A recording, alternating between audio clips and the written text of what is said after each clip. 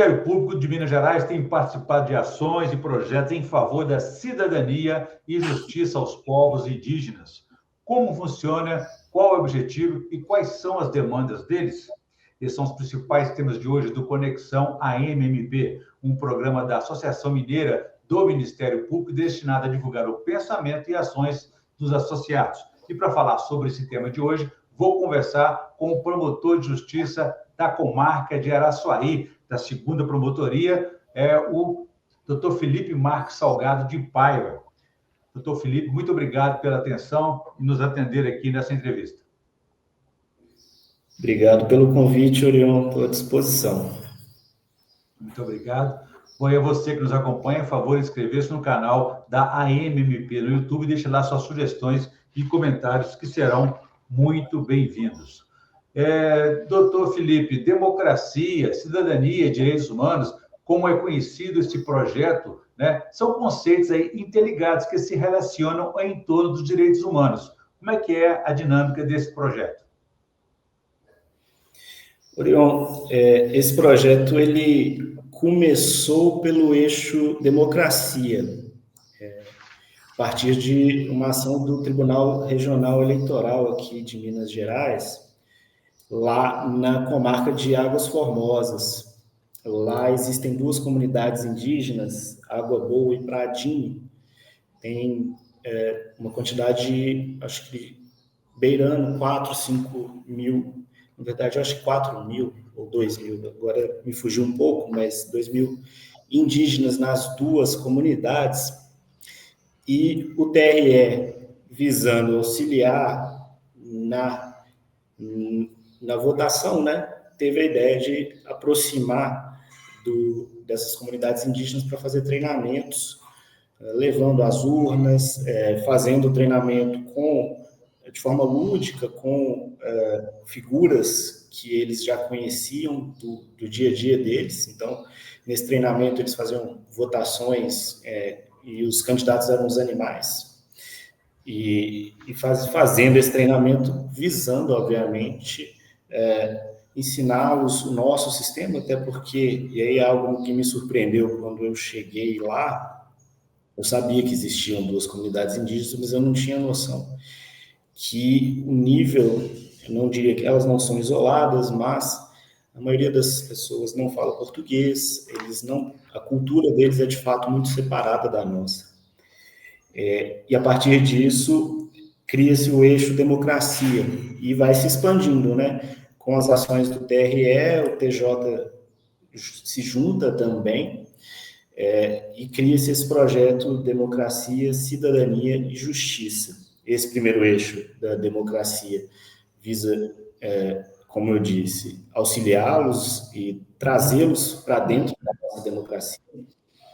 Já o eixo cidadania, por meio de escutas, eram feitas as colheitas, são feitas, né, as colheitas das principais demandas das comunidades, e a partir disso a gente vai trabalhando, né, para trazer as soluções. E dentro do terceiro eixo, que é o eixo justiça, justamente os meios que a justiça pode utilizar para conseguir solucionar os problemas principais daquelas comunidades. E aí, dentro desse aspecto da justiça, a gente tem a questão do acesso à justiça, que, numa visão inicial trazia, né, uma justiça inerte, que está simplesmente de portas abertas, mas que não é suficiente dentro de um contexto dessa comunidade hipossuficiente, que sequer tem qualquer contato e ideia de como acessar a justiça. Então, nesse espectro, a justiça deve ir até a comunidade para, sim, dessa forma, conseguir prover as necessidades deles. Em linhas gerais, esse é o projeto, né? Mas a gente consegue avançar e detalhar mais a partir disso. E como o senhor falou, a dificuldade da linguagem também dificulta o entendimento, a compreensão desse acesso. À medida em que o sistema de justiça adota esse projeto, né, que é de inclusão e transformação social, também, ao mesmo tempo, busca essa aproximação do sistema de justiça com os povos indígenas, não é? Sim, sim, com certeza. E até a forma como a justiça vai se aproximar não pode ser igual à forma como a justiça trabalha aqui no dia a dia dentro da nossa cultura. Tem que ser diferente. Essa escuta no eixo cidadania é uma escuta que vai primar por ouvi-los da forma como eles têm de transferir a fala deles, e a gente se adapta, né? E traduz, não necessariamente traduz o Machacali para o português, mas traduz as demandas e transforma essas demandas nas questões jurídicas a serem resolvidas ou em projetos a serem implementados, como foi feito, e aí no caso pelo Ministério Público, no projeto Semente de reflorestamento, mas o principal é estar ali, ouvir e traduzir para soluções que a gente pode trazer com os nossos instrumentos. E isso tem sido Tradicionalmente, o feito. Ministério... Pode concluir, por favor?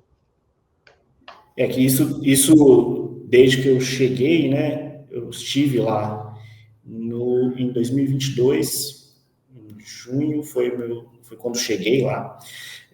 Quando eu cheguei, estava engateando os aspectos de cidadania e justiça, o projeto da democracia já estava mais firme, e desde então, né, vem sendo feitas essas escutas, e isso sendo traduzido e implementado por meio de ações da Justiça e todos os órgãos de justiça, quando falo justiça, Ministério Público, Defensoria e o Tribunal de Justiça.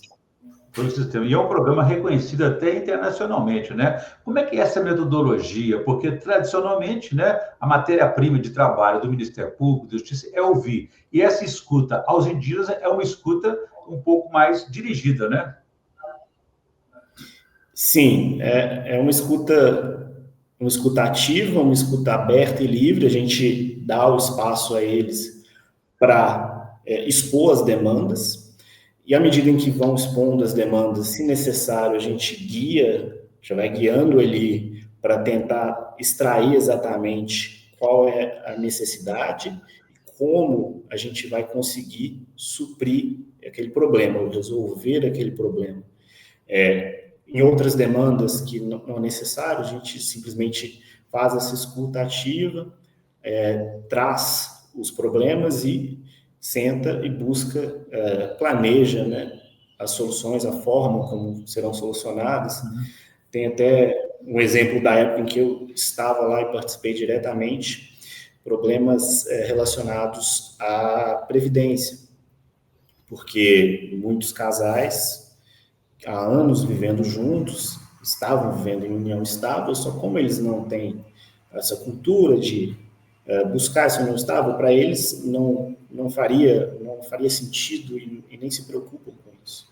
Mas aí os problemas surgem diante da ausência de documentação em relação à união estável, e aí a gente delineou a solução, fizemos casamentos, celebrações de casamentos com eles, com esses papéis, posteriormente, poderiam acessar benefícios previdenciários, guarda e outras questões.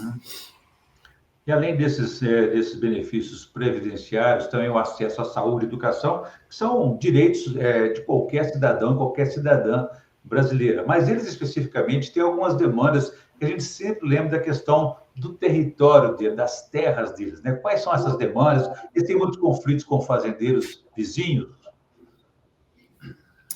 Então, os povos indígenas, como um todo, eles têm uma ligação muito umbilical com a terra, da terra que eles extraem a caça, todo o alimento, e não só o alimento, mas eles têm também questões espirituais dentro da cultura deles, com a própria terra. Lá, nas duas comunidades, Água Boa e Pradinho, como elas já estavam demarcadas há mais tempo, as questões com os fazendeiros, elas existiam, mas não eram tão graves. A gente tinha alguns problemas de fazendeiros utilizando a terra demarcada para colocar o gado, para pastar. Isso era eu acho que o principal problema em relação aos fazendeiros, alguns deles, especialmente na comunidade Pradinho, que fica no município de Bertópolis, mas àquela época já estávamos tratando disso, e nas escutas, né, dentro desse eixo cidadania, para o que eu acho que é um grandíssimo projeto do Ministério Público, sempre surgia em todas as escutas, de forma repetida e algo que se percebia que era muito caro a eles, a questão do estado em que a terra deles estava, que é uma terra, à época, muito desmatada, os rios que corriam poluídos, e eles sempre traziam isso, relembravam dos ancestrais que falavam das florestas e que ali não existiam mais. Por meio dessa demanda, na época com o apoio da CIMOS, que já estava nos apoiando lá na comarca, e fez a articulação com o CAOMA, que surgiu o projeto de reflorestamento lá nas comunidades. Esse projeto foi aprovado e acho que ele começou a ser implementado no meio do ano de 2023, que foi quando eu estava para sair de lá, eu me transferi. Mas é um projeto muito audacioso e que vai, em se implementando, né, um projeto de longuíssimo prazo, em se implementando, vai alterar muito a realidade deles, né? É muito importante essa questão ambiental, para eles é muito cara, né? Eles vivem da terra e têm essa dedicação, como o senhor falou. Agora, é um povo vulnerável, né, doutor Felipe? E se tem seguidamente violados, né, seus direitos. Como é que é o relacionamento deles com os não indígenas? Eles sofrem muito golpes? Sofrem, muitos. Como eu disse, é uma população vulnerável, muitos deles sequer falam português, e diante dessa vulnerabilidade, infelizmente, por essa diferença cultural também, que dentro da cultura deles não existe esses golpes, essa mania de tentar se dar bem em face do próximo, isso é algo nosso. E, infelizmente, eles não estão preparados para lidar com isso. Eles vêm, e é inevitável esse contato, eles precisam, né? Muitas vezes ir às cidades próximas, Santa Helena de Minas, a mais próxima, e Batinga e o Buraninha, que é mais próximo da comunidade de Bertópolis, e especialmente para fazer compras, às vezes comprar, por não conseguir cultivar na terra, eles têm que comprar muitas coisas.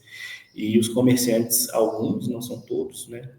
Muitas vezes se aproveitam fazendo sobrepreço quando vão vender para o indígena, e eles não têm a maldade, a noção dos preços, então fazendo sobrepreço para eles têm um cartão por meio do qual recebem benefícios.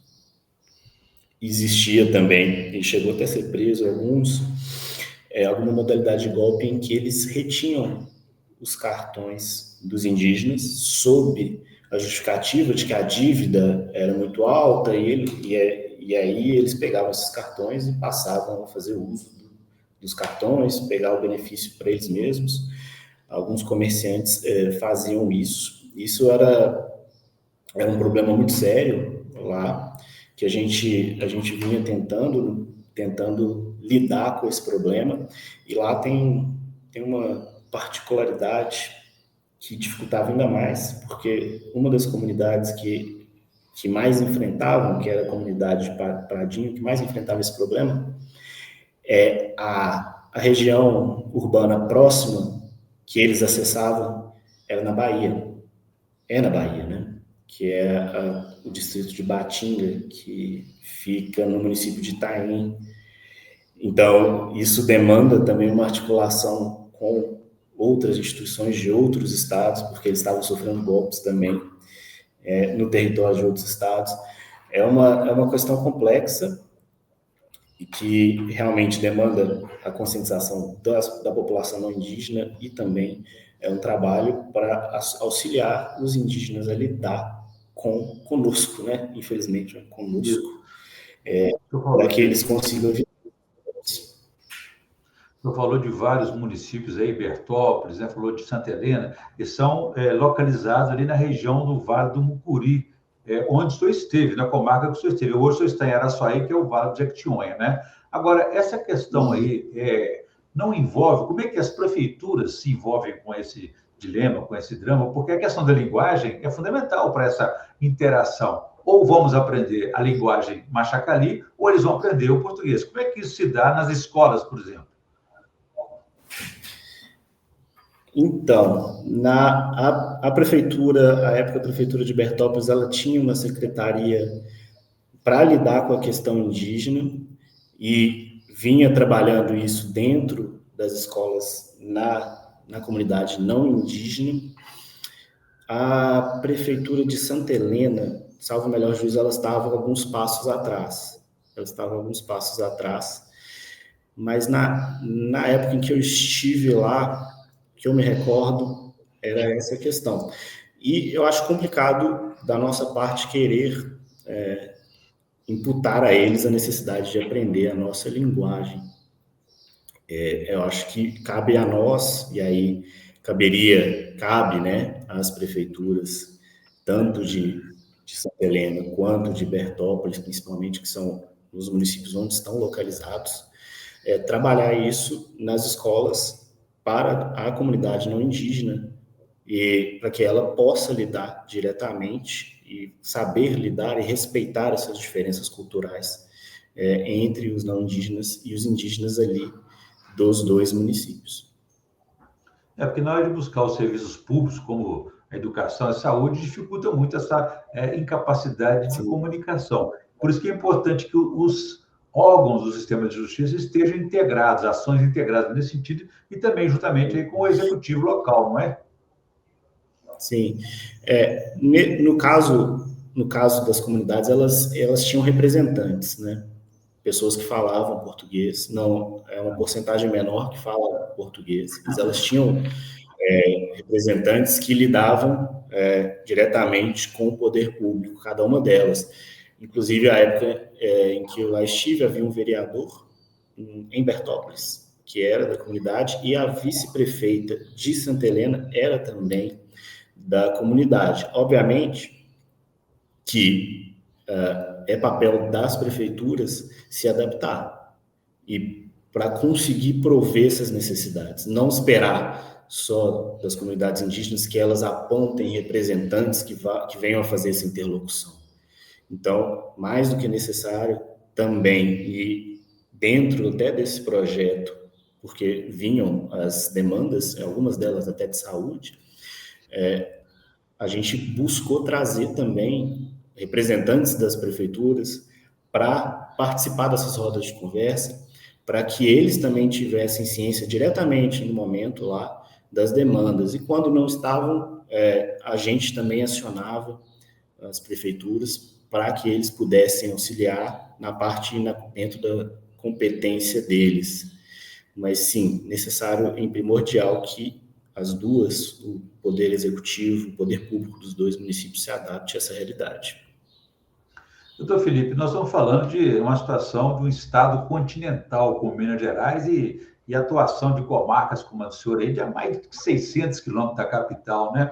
Esse tipo de trabalho, ele traz riscos, conflitos para a atuação dos senhores aí, diante do poder econômico local, poder político. Como é que tem sido essas consequências? Você menciona para atuação como promotor em face do poder político. Exatamente. Fazendeiro. A gente trabalho? A gente tem que sempre trabalhar de forma muito profissional. Eu não, pessoalmente, não enfrentei nenhum problema mais sério em relação a isso, mas essas questões, especialmente quando se ligam à terra, no caso lá de Águas Formosas, fazendeiros que invadiam a área demarcada, e aqui, especificamente, eu até trago aqui o paralelo aqui para Araçuaí, que também é outra questão que estou enfrentando aqui, que uma área está para ser demarcada e demarcada em nome de uma associação quilombola, e essa área atualmente é ocupada por fazendeiros. Então, há atualmente aqui na minha comarca um problema sério e uma questão que está muito aflorada entre os fazendeiros e a comunidade quilombola, e acaba respingando no nosso trabalho, porque, querendo ou não, qualquer posicionamento que venha tomar pode gerar, de algum lado, vai gerar, né? A gente, infelizmente, gera insatisfações, e essas insatisfações, infelizmente, podem gerar alguma reação, né? Mas é buscar sempre trabalhar de forma profissional, técnica e respeitosa, né? Para conseguir lidar com esses problemas. Uhum. Agora, conta para a gente um pouco como é que foi esse trabalho de inclusão dos indígenas lá em Águas Formosas e nessa região do Vale do Mucuri na Justiça Eleitoral. Eles tiveram acesso à urna eletrônica. O que eles acharam? O que eles mais gostaram dessa descoberta? Sim, a época, no segundo semestre, teria as eleições presidenciais. Então, o projeto era, acho que uma vez por mês, uma frequência, a gente ia até as comunidades com a urna e fazia um treinamento com os indígenas, um treinamento de votação. Eles traziam os animais, né, que mais se ligavam àquela comunidade, e aí o TRE colocava uma lista de animais, por exemplo, os candidatos a presidente são a formiga, a onça e a borboleta, digamos. E o candidato a deputado é a cobra, a coruja, e por aí vai. E aí eles treinavam, né? Faziam a simulação das votações e elegiam os animais preferidos ali, obviamente já fazendo um treinamento para na hora que fosse a eleição, tivesse valendo, eles pudessem exercer o seu direito ao voto da forma mais correta e conhecedores daquele sistema, para, obviamente, depois eles serem representados pelas pessoas que a eles interessam mais. E eles foram, então, incentivados e participaram, então, das eleições, digamos, reais. Sim. Sim. Isso tudo foi uma preparação, né, que levou ao momento da eleição real, que no momento eles já estavam preparados, cientes do sistema, familiarizados com o sistema, obviamente também cientes dos candidatos, na medida em que eles puderam, né, acessar as informações, e tiveram mais facilidade para fazer o voto ali, e fizeram. Votaram, exerceram a cidadania, aquela oportunidade. Então, Felipe, nós estamos na reta final da nossa entrevista, até falando daquela questão dos conflitos, dificuldades e riscos da atuação, obstáculos nessa atuação em defesa dos vulneráveis. O senhor falou de ser profissional, mas também trabalha em rede, né? Quais são os parceiros do Ministério Público nessa tarefa, nessa missão? Sim. Obviamente, primeiro, a gente precisa dos municípios, do Poder Executivo local, especialmente no espectro de saúde, que surge muito. Todo o sistema de justiça, o tribunal, a defensoria, são parceiros também. Dentro da questão indígena, a FUNAI é uma parceira muito grande, que tem ali representantes em todas as comunidades, e eu falo muito de dentro do Ministério Público, porque a gente, como promotor, chega nos locais, muitas vezes, sem muita familiaridade com uma questão muito diferente, que é a questão indígena, e não espera, né? Quando vai fazer o concurso, não é algo que você pensa. Um concurso para o Ministério de Minas Gerais, a princípio, não é uma questão que vem à mente. Então, eu enalteço sempre muito os parceiros de dentro. E aí, quando eu falo os parceiros de dentro, a CIMOS, que é a Coordenadoria de Mobilização Social, e também o CAOMA, que fizeram e fazem, né, um grande trabalho apoiando os promotores que passam lá por Águas Formosas e lidam com a questão indígena lá. Muito bem, um desafio permanente, né? Doutor Felipe, a gente sempre pede aqui ao nosso entrevistado e entrevistada para fazer indicações de leitura para a nossa audiência. Se o senhor quiser, pode indicar um livro, ou uma série, ou filme, enfim, fique à vontade.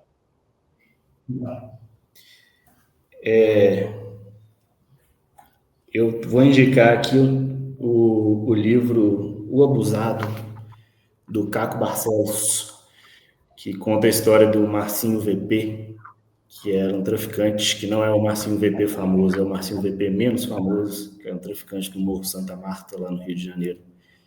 Um livro muito bom.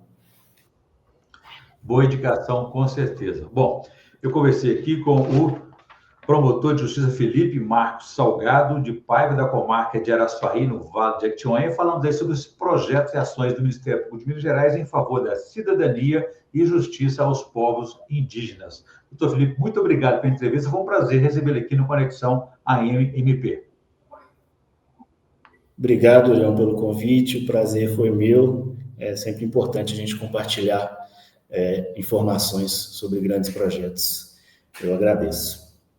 Com certeza. E a você que nos acompanhou até aqui, pode ver e rever essa entrevista no canal da AMP no YouTube e deixe lá suas sugestões e comentários que serão muito bem-vindos. Obrigado e até a próxima.